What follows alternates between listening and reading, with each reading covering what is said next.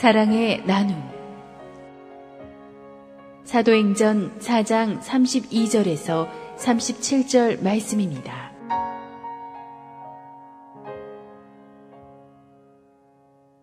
믿는 무리가 한 마음과 한 뜻이 되어 모든 물건을 서로 통용하고 자기 재물을 조금이라도 자기 것이라 하는 이가 하나도 없더라. 사도들이 큰 권능으로 주 예수의 부활을 증언하니 무리가 큰 은혜를 받아 그 중에 가난한 사람이 없으니 이는 밭과 집 있는 자는 팔아 그 판 것의 값을 가져다가 사도들의 발 앞에 두매 그들이 각 사람의 필요를 따라 나누어 줌이라. 구브로에서 난 레위족 사람이 있으니 이름은 요셉이라. 사도들이 일컬어 바라바라. 번역하면 위로의 아들이라 하니 그가 밭이 있음에 팔아 그 값을 가지고 사도들의 발 앞에 두니라. 하나님의 은혜를 체험한 교회, 성령의 교회는 몇 가지 패턴이 있죠. 처음에는 방언이 터지고 그 다음에 말씀이 선포가 돼서 수많은 사람들이 전도되고 부흥이 되고 그 다음에 기적이 일어납니다. 안진배가 일어나고 병고침이 있고 그리고 그 다음에 핍박과 고난도 이겨냅니다. 불같은 기도를 체험합니다. 그런데 그 성령의 시대, 부흥의 시대로 가는 다이나믹한 교회가 반드시 거치고 가는 과정이 하나 있는데 그것은 내 이웃의 헐벗은 형제를 품는 사랑입니다. 그것이 오늘의 본문입니다. 피해갈 수 없는 과정이죠. 32절에 보니까 근데 중요한 원칙이 나옵니다. 말씀과 은혜가 충만해야 구제가 시작된다는 사실입니다. 여기서 말하는 믿는 무리가 교회 다니는 사람들이 아니고 말씀을 듣고 회개하고 세례받은 신앙을 가진 믿는 무리가 한 마음과 한 뜻이 돼서 서로 가난한 이웃을 위해서 물건을 나누게 되었다는 뜻입니다. 이 많은 사람들이, 10,000명에 가까운 사람들이, 그것도 모인 지 한 몇 주일 안 되는 사람들이 어떻게 순식간에 한 마음과 한 뜻이 될까요? 우리가 서로 같은 지방 출신이라서? 아니에요. 서로 예의가 바르고 대화를 많이 해서? 아닙니다. 성령 안에서 말씀으로 우리가 하나가 되었기 때문입니다. 말씀과 은혜의 공통분모가 있으면 경상도 사람, 저살 사람, 교육받은 사람, 못 받은 사람 다 하나가 순식간에 될 수 있는 것입니다. 한 마음과 한 뜻이 되었다는 것은 서로 비슷해졌다는 게 아니라 전부 다 예수님 비슷해져 갔다는 거예요. 전부 다 예수님의 마음과 생각을 닮아져 가게 되니까 회의를 길게 하지 않아도 눈빛만 봐도 이렇게 딱 감을 잡는 것입니다. 예루살렘 초대교회 성도들이 특히 이웃을 돕는데 한 마음과 한 뜻이 되었다는 것은 놀라운 일입니다. 여러분, 돈 쓰는데 한 마음과 한 뜻 되는 거 어렵습니다. 한 입을 덮고 사는 부부도 그러기 어렵습니다. 부부도 돈 좀 생겨서 우리 뭐 살까 그러면 남편은 삼박하게 차 바꾸자 그러고 부인은 가구 인테리어 바꾸자고 합니다. 그런데 교회에서 그 많은 사람들이 한 마음과 한 뜻이 되어서 힘든 이웃들을 돌보는데 돈을 쓰기 시작했다. 이건 보통 일이 아닙니다. 33절 같이 읽겠습니다. 시작. 사도들이 큰 권능으로 주 예수의 부활을 증언하니 무리가 큰 은혜를 받아. 말씀이 큰 능력으로 선포가 되니까 큰 은혜가 임했고 큰 은혜가 임하니까 큰 사랑을 나누게 된 것입니다. 이 원칙이 굉장히 중요합니다. 여러분, 죄책감으로 구제 못합니다. 여러분 이제 부자 됐으니 가난한 사람 도와야 되지 않아? 이렇게 야단쳐갖고는 구원 절대 안 돼요. 구제를 하려면 은혜를 부어주면 됩니다. 이렇게 젖소한테 너 왜 젖 안 나오냐고 막 야단쳐서 쥐어짜서 데우는 게 아니잖아요. 풀을 충만하게 먹여주면 영양가 있는 풀과 사료를 먹으면 젖소는 자연스럽게 젖이 흘러나듯이 은혜가 충만하면 시키지 않아도 사랑이 흘러납니다. 선교를 너무 강조하면 선교가 안 됩니다. 은혜가 충만하면 선교가 흘러납니다. 눈에 보이는 것은 보이지 않는 쪽에서 기본 밸브를 틀어야 합니다. 영적인 문제를 풀어야 물질의 문제가 풀립니다. 진정한 구제는 남의 눈을 의식해서 아니면 내 양심으로 하는 것은 오래 못 갑니다. 진짜 구제는 은혜가 충만할 때 하는 것입니다. 저는 여러분 오늘 가슴에 성령의 은혜가 충만해서 이 컴패션도 돕고 여러분 주위에 있는 이웃을 하나님의 영으로 자연스럽게 돕게 될 수 있게 되기를 축원합니다.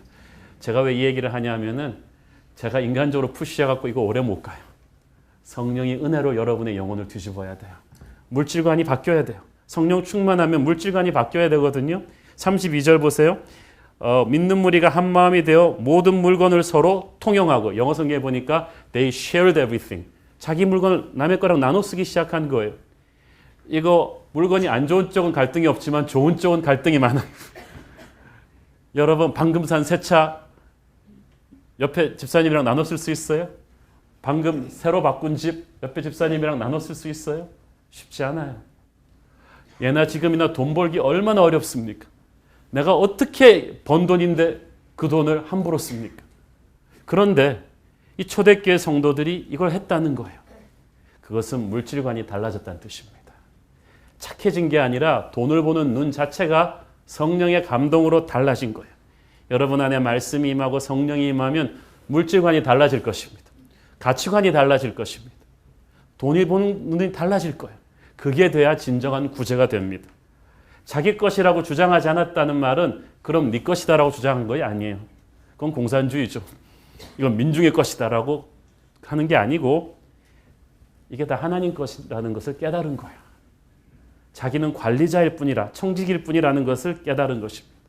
이게 굉장히 중요합니다.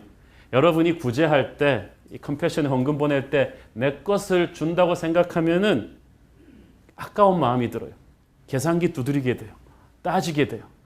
아니면 우월의식을 갖게 돼요. 나는 5명이나 했어. 넌 이렇게 한다는 거예요.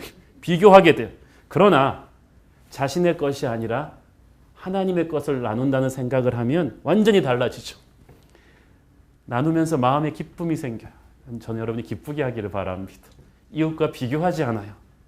왜냐하면 어차피 하나님 것이었으니까.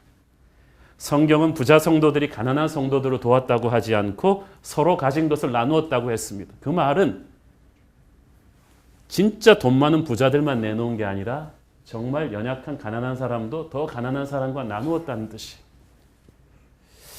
이게 감동입니다. 여러분, 교회는 가족입니다. 가족은 형제가 많아요. 공부 잘하는 형제도 있고 공부 못하는 아이도 있을 수 있어요. 잘 사는 사람도 있고 못 사는 사람도 있을 수 있어요. 사람들이 모인 곳이기 때문에 조금씩 다 차이가 납니다. 그러나 진짜 성령 충만한 교회는 병들고 가난하고 외로운 사람들도 위축되지 않고 사랑받는다는 확신이 드는 그런 교회여야 합니다. 저는 우리 교회가 그런 교회 되기를 바랍니다. 또 세상에서 유명한 사람, 잘나는 사람도 교회에 들어오면 겸손하고 소탈해져서 나는 그저 주님의 은혜로 구원받은 죄인이구나, 함께 구원받은 형제 자매들이 정말 소중하구나 라고 느낄 수 있는 바로 그런 교회여야 합니다. 전에 섬기던 교회에서 벽돌 쌓는 일을 하면서 살아가는 젊은 탈북자 부부를 제가 세례 준 적이 있습니다. 제가 왜 그 집의 세례를 기억하냐 하면은 애 둘을 데리고 죽을 고생을 하며 탈북했는데 세 번째를 한국에서 낳았는데 그 아이가 그 병원에서 고칠 수 없는 장애우예요. 근데 예수님이 고쳐주셨어요. 살려줬어요. 그래가지고 예수를 믿고 이 사람이 유아 세례를 받는 거예요. 그런데 그래서 그 형제를 제가 오래 기억했는데 가난하지만 참 얼굴이 밝았어요. 그때 한참 우리 그 교회 교인들끼리 제가 어떤 문제로 골치를 썩었냐면 성도들끼리 서로 아무개 집사가 잘 사네 못 사네 하면서 서로 경제적인 수준을 막 비교하는 그런 게 있었어요. 사탄이 시험 들게 하려니까 그런 말들이 많았어요. 그런데 그 탈북자 형제가 있는 교구에서도 막 그 순에서도 막 그런 말들이 많았는데 그 탈북자 형제가 한마디로 상황을 종결시켜 버렸어요. 그 탈북자 형제가 막 서로 비교하는 사람들 사이에서 뭐라 그랬냐면 목사님, 저는 교회 오면 예수님밖에 안 보여요. 사실 그 형제가 제일 힘든 형제 아니에요? 항상 난 그 형제가 위축될까 봐 걱정이 됐는데 자기는 그냥 주일날 교회 들어오면 하나님의 임재가 너무 따뜻하게 자기를 감싸서 다른 사람 입은 옷도 안 보이고요. 좋은 차도 안 보이고 예수님만 보고 간다는 거예요. 사랑하는 여러분, 교회란 그런 곳입니다. 경제적으로 힘들어질 수도 있고 잘 살 때도 있습니다. 사람이란. 그러나 우린 주 안에서 한 가족이 아니겠습니까? 힘들다고 해서 여러분 열등감 갖지 마세요. 힘든 시절 안 거쳐온 분 여기 누가 있습니까? 힘들 때는 잠시 형제들의 기도와 도움을 받을 수도 있고 또 형편이 거꾸로 나아지면 내가 다른 형제들을 사랑할 수도 있습니다. 하나님께서는 우리가 힘들 때 위축되지 않기를 원하시고 잘 나간다고 교만하지 않기를 원하십니다. 힘들 때는 도움을 받고 또 내가 괜찮아지면 도움을 주는 그것이 가족 아니겠습니까? 여기서 보니까 초대교회 구제에서 중요한 원칙이 있는데 34절을 보세요. 그 중에 가난한 사람이 없으니라 그랬는데 영어 성경에 보니까 there were no needy persons. 가난하다는 말은 조금 그렇고요. needy person이라는 말은 당장 뭐가 꼭 필요한데 필수품이 없는 사람 있어요. 그런데 그런 사람이 없었다는 거예요. 왜냐하면 타이밍에 맞춰서 누가 귀신같이 어느 집에 식료품 시장 볼 게 없다 그러면 누가 시장을 봐놓은 거죠. 전부 다 산타클로스가 돼가지고 서로 그렇게 했다는 말입니다. 또 한 가지 그들이 가진 것을 팔아 교회에 헌금을 했을 때 교회에서 그것을 지혜롭게 잘 나누어 주었다. 공산주의는 일단 가진 자들의 것을 확 뺏어가지고 프롤레타리아 민중에게 나눠주라고 합니다. 민주주의 자본주의 사회에서는 가진 자들에게 세금을 높이 매겨서 그 세금을 가지고 창출된 이익으로 복지 예산을 만듭니다. 그러나 교회는 다릅니다. 교회 공동체의 나눔의 기준은 need-based, 필요에 따라서였다는 말입니다. 그 중에 가난한 사람이 없었다, 핍절한 사람이 없었다는 말은 중요합니다. 왜냐하면 이 가난의 기준이 상대적이거든요. 한국에서 우리끼리 서울 사는 사람들끼리 장난으로 난 서민이야 이렇게 말하는 거하고 이디오피아나 소말리아 같은 데서 가난하다고 하는 것이랑은 차원이 다릅니다. 제가 최근에 읽은 글에서 보니까 수돗물 전기가 여러분 집에 들어오고 하루 세 끼 밥 먹을 수 있고 일주일에 한 번 이상 목욕하고 비바람을 피할 수 있는 집에 살고 아이들을 학교에 보낼 수 있다면 여러분은 전 세계 70억 인구 중에서 톱 부유층 15%에 들어갑니다. 여기 계신 분 중에 15% 안 들어가는 분은 없을 거예요.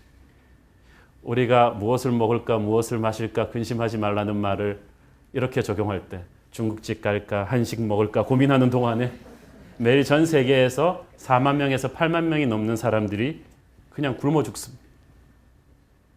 저녁을 못 먹은 채로 잠자리에 움켜드는 인구가 전 세계에서 10억이 넘고 이게 진짜 쇼킹인데 전 세계에서 태어나는 아이들 중에 40%가 어릴 때 영유아 때 제대로 못 먹어서 평생 장애를 가지고 살아가요.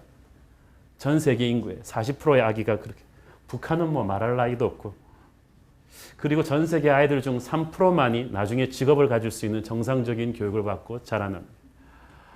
아까 여러분 영상으로 보신 케이스보다 훨씬 비참한 케이스들이 많습니다. 이건 부모가 아닙니다.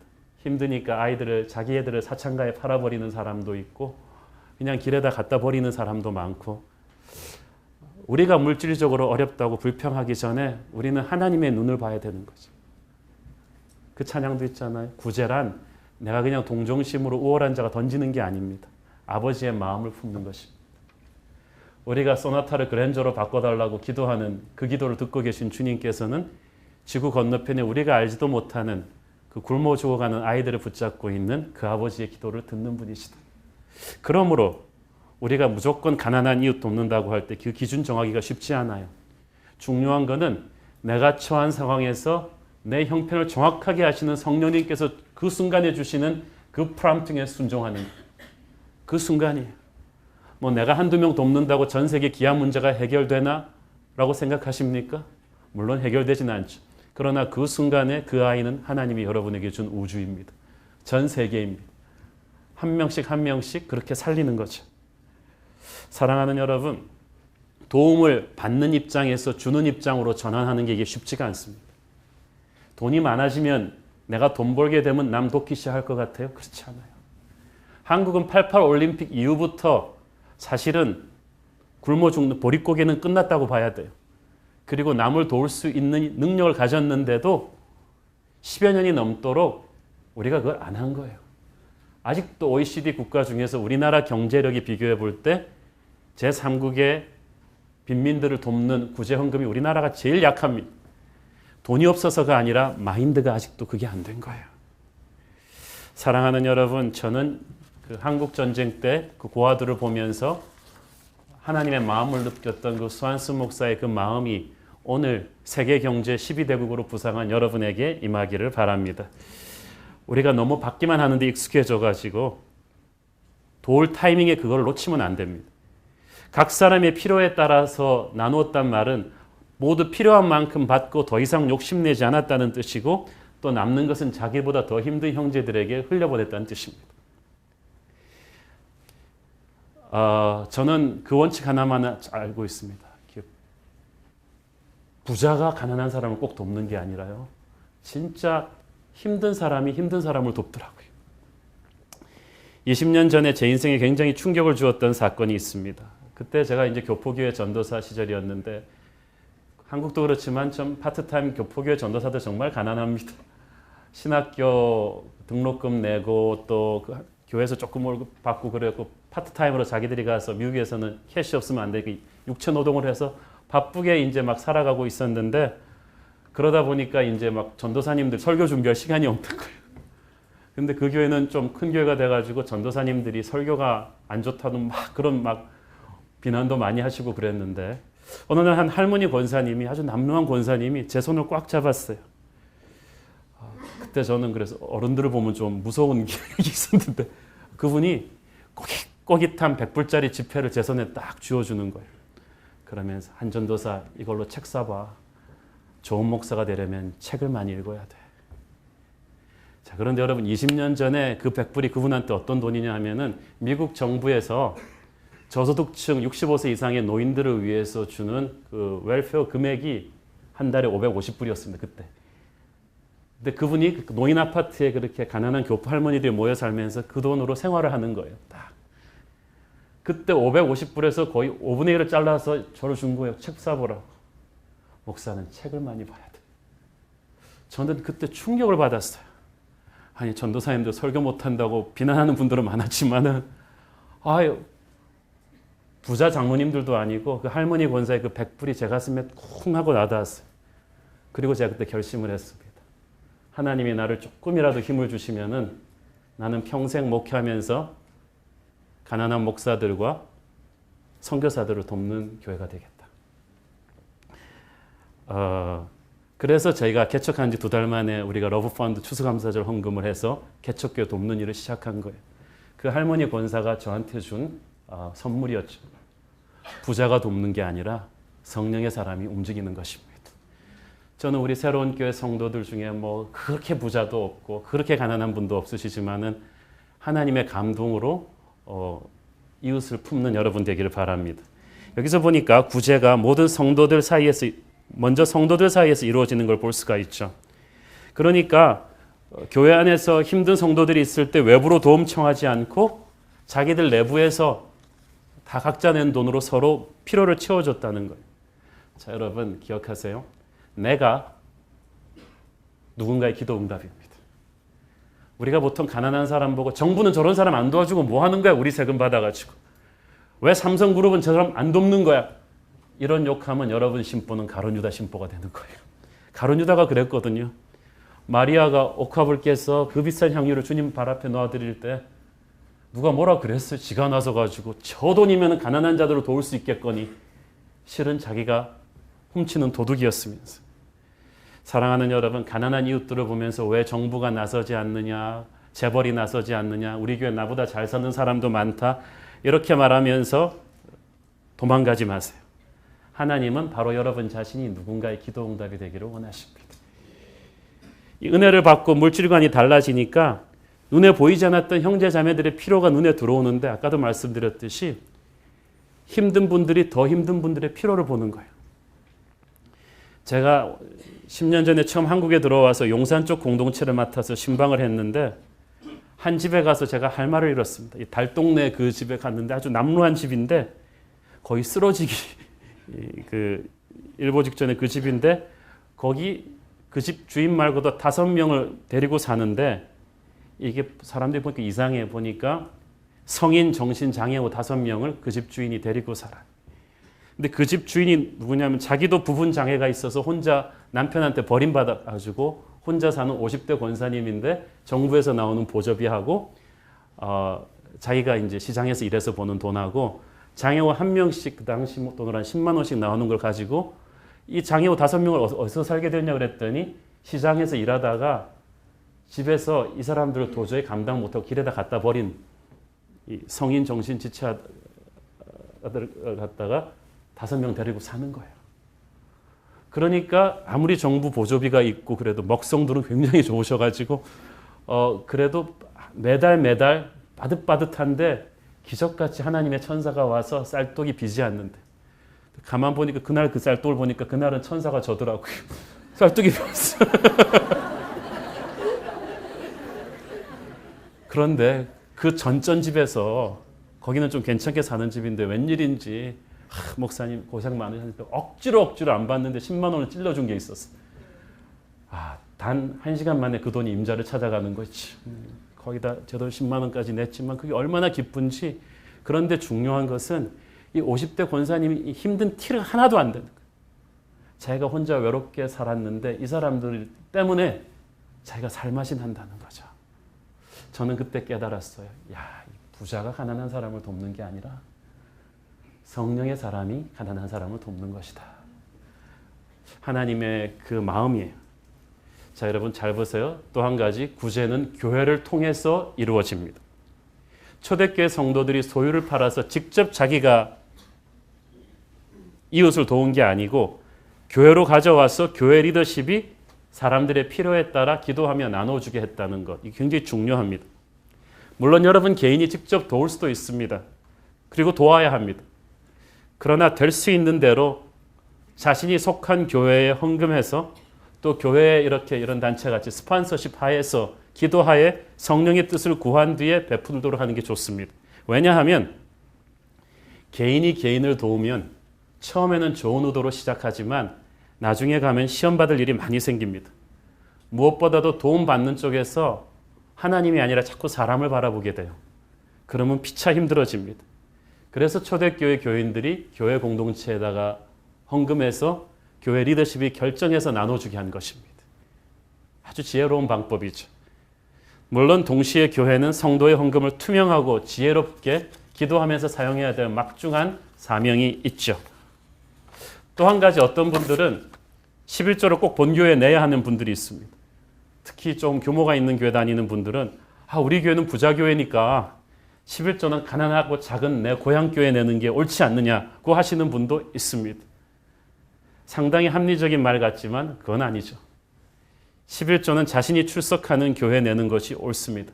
여러분 가슴에 정 성령의 감동으로 어떤 작은 교회를 돕고 싶거나 사회에 힘든 것을 돕고 싶은 마음을 성령께서 주시면 그런 목적으로 써달라고 봉투에 쓰셔서 교회에 내십시오. 목적 헌금으로. 그러면 교회 리더십이 결정해서 될 수 있는 대로 그렇게 흘러가도록 하겠습니다. 그리고 보니까 기도 가운데 성도가 믿음으로 낸 헌금은요, 반드시 하나님께서 기가 막히게 짝을 찾아서 흘러가게 하시더라고요. 작년에 저에게 감동을 준 사건 중에 하나가 한 부부가 아이 돌잔치를 위해서 잘하려고 준비했던 그 돈을 성령의 감동으로 다른 더 힘든 사람들 돕는 데 써달라고 헌금하셨어요. 목적 헌금이지만 판단은 교회가 해달라. 저희들이 참 감동을 받고 여기를 어디다 쓸까 하고 결정하고 있는데 한 목사님한테 그 요청이 들어왔어요. 러시아 알마티에서 있는 선교사님이 한국에 급히 들어오셨는데 거기에 있는 4살짜리 어린애 하나가 암이 온몸에 퍼졌는데 수술할 수 있는 곳이 한국 병원뿐이에요. 그래서 그 아버지가 러시아에서 모든 있는 돈은 다 모아가지고 왔는데 이 사람이 미스커뮤니케이션으로 공을 잘못 하나 알아듣고 필요한 금액보다는 택도 없는 금액으로 들어왔어요. 근데 뭐 돈이 안 되죠. 그래서 SOS가 들어와서 딱 보니까 모자라는 금액이랑 들어온 헌금이랑 비슷해요. 그리고 기가 막히게 그 암 걸린 그 4살짜리 러시아 애가 쌍둥이 형제입니다. 그런데 헌금 낸 분도 쌍둥이 돌잔치였거든요. 내가 누군지 다 말해버렸네.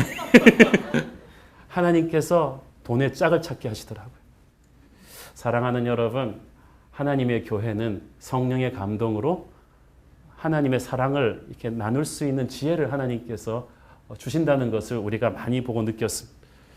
저희들은 하지만 구제 헌금을 하면서 특별히 교회에서 돈을 다룰 때는 정말 조심해야 한다는 것을 여러분과 함께 한 번 더 강조하고 싶습니다. 돈 있는 곳에는 꼭 마귀의 시험이 따라오게 마련이거든요. 그러니까 여러분 교인들끼리 절대 돈 거래하시면 안 됩니다. 보험을 팔거나 물건을 팔거나 그러시면 안 돼요. 서로. 같은 순식구라고 해서 서로 돈을 급체로 구해 쓴다거나 돈을 꾸거나 빌려주거나 계모임을 한다거나 보증서 줘서도 안 됩니다. 정 힘들고 어려운 형제자매가 보이면 받을 생각하지 마시고 도와주시는데 그것도 교역자랑 의논을 해주셔야 합니다. 기도하면서 교회 리더십이 검증을 거쳐야 좋은 일이지만 이 돈이란 것에는 마귀가 달라붙기 때문에 우리가 조심해야 되거든요. 저희 교회는 그래서 교회 초창기부터 철저하게 전문 회계법인들의 감사를 받으면서 투명 재정을 하려고 몸부림을 칩니다. 이 한국 컴패션 같은 경우도 들어오는 수익금의 80%를 깨끗하게 어린아이들 위해서만 쓰는 몇 번씩 세계적인 회계법인에서 검증을 받은 곳 아니겠습니까? 하나님의 헌금을 집행할 때는 그만한 책임감이 우리에게 요구된다고 저는 생각이 됩니다. 초대교회 때 선교가 있기 전에 구제가 있었다. 이건 전 참 감동입니다. 성령을 받고 나서 우리는 방언이 터지고 신유의 은사가 나고 이런 것만 보잖아요. 그런데 도전받잖아요.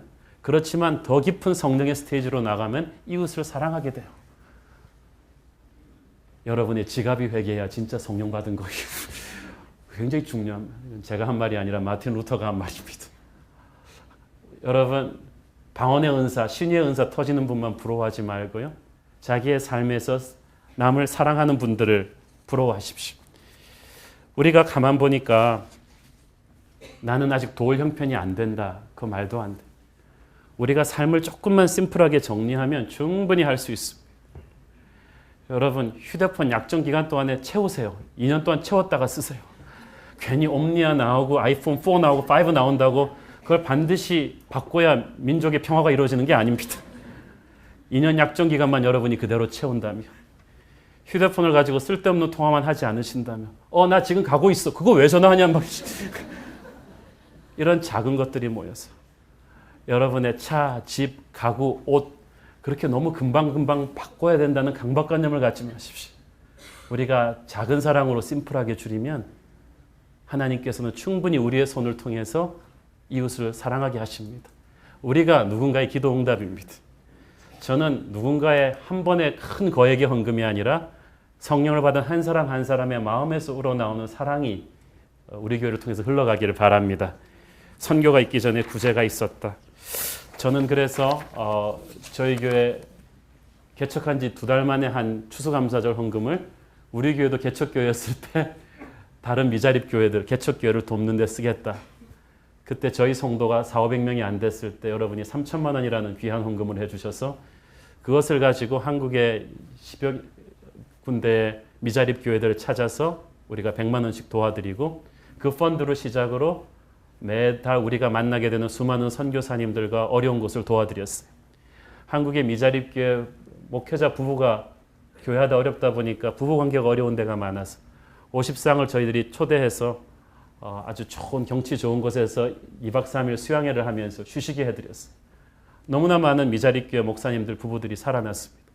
그분들이 감동을 받은 것은 큰 교회가 도운 게 아니고 우리도 개척교회였으면서 다른 개척교회를 도왔다는 거죠.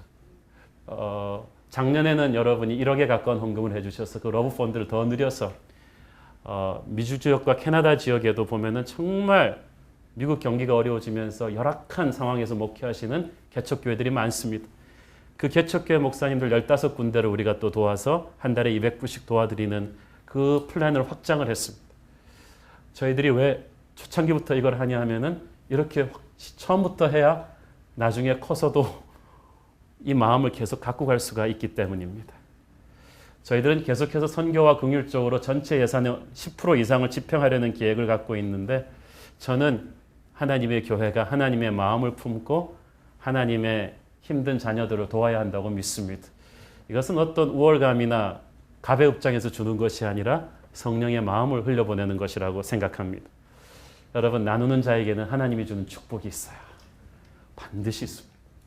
일단 영적인 축복이 있습니다. 반드시 나눌 때만 느끼게 되는 하나님의 사랑이 있다니까요. 요한일서 3장 17절 보세요. 시작. 누가 이 세상의 재물을 가지고 형제의 궁핍함을 보고도 도와줄 마음을 닫으면 하나님의 사랑이 어찌 그 속에 거하겠느냐. TV에서 월드비전이나 이런 광고만 나오면 채널 돌리시는 분들 계시죠. 마음을 닫지 말기를 바랍니다. 여러분이 마음을 열면 하나님의 사랑이 전에 없는 감동으로 여러분에게 밀려올 거예요. 아까 우리 신나라 자매님이 불행한 분들은 한 명의 애라도 도와보라고 그랬는데 그건 사실입니다.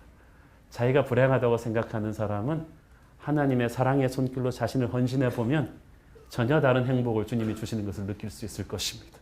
눈에 보이는 것뿐 아니라 보이지 않는 것뿐만 아니라 보이는 축복도 주님께서 갚아주세요. 신명기 14장 28절 29절 시작. 매 3년 끝에 그의 소산의 10분의 1을 다 내어 내 성읍에 저축하여 너희 중에 분깃이나 기업이 없는 레위인과 내 성중에 거류하는 객과 및 고아와 과부들이 와서 먹고 배부르게 하라. 그러하면 내 하나님 여호와께서 내 손으로 하는 범사에 내게 복을 주시리라. 아멘. 이거 바로 진바 사실이에요. 20년 전에 저도 가난한 전도사였으면서 나는 가난한 목사님들, 선교사님들 돕는 인생을 살 거야. 그 순간부터 거짓말 안 하고 진짜 항상 남을 도울 수 있는 뭐가 있었어요. 마음을 하나님의 마음에 맞추니까요. 능력을 하나님이 주세요. 하나님께서 이건 기복신앙이 아니라 제 간증입니다. 저는 성경 말씀에 너희 재물이 있는 곳에 너희 마음도 있다는 그 말씀이 참 가슴에 와닿습니다. 여러분이 형제 자매들을 물질로 도울 때 여러분의 마음이 하나님의 마음과 하나가 돼서 그들에게 갈 거예요. 그때 우리가 서로 하나가 되는 것입니다. 제가 이 러브펀드를 저희들이 국내 교회 지원했을 때 참 감동받은 사건이 있었는데 미주 지역과 캐나다 지역에 저희들이 신뢰하는 영적 큰 지도자들한테 추천을 받았습니다. 건실하고 인품 좋고 열심히 목회하는 분인데 10명, 20명 정도 되는 교회에 열악한, 그래서 사모님도 막 육체노동하시고 하는 이런 열악한 곳을 추천해달라고 했는데 추천해준 그 영적 지도자분이 목이 콩 매가지고 전화가 왔어요. 목사님 문제가 생겼다는 거예요. 자기들이 정말 힘들다고 생각해서 선택한 그 목사님들이 반이 거절했다는 거예요. 액수가 작답니까? 그게 아니고 자기보다 더 힘든 지역교회 목사를 찾아서 그 사람한테 주라고 추천한 거예요. 근데 그게 차이가 뭐 서로 도토리 키재기예요. 자기 교회는 20명 모이는데 이 교회는 10명 모이는데 그것도 교단도 다르고 교파도 다른. 그래서 어쩔 수 없이 그분들이 양보한 교회로 그걸 가면서 제가 이게 마음에 남아서 양보한 분들 이름을 다 적어두라고 했습니다. 사랑하는 여러분, 이것이 바로 주님의 공동체입니다. 일방적으로 부자가 가난한 자에게 주는 게 아니라 더 약한 자가 더 약한 자에게 흘려보내는, 그것을 통해서 우리가 진정 하나가 되는 것입니다.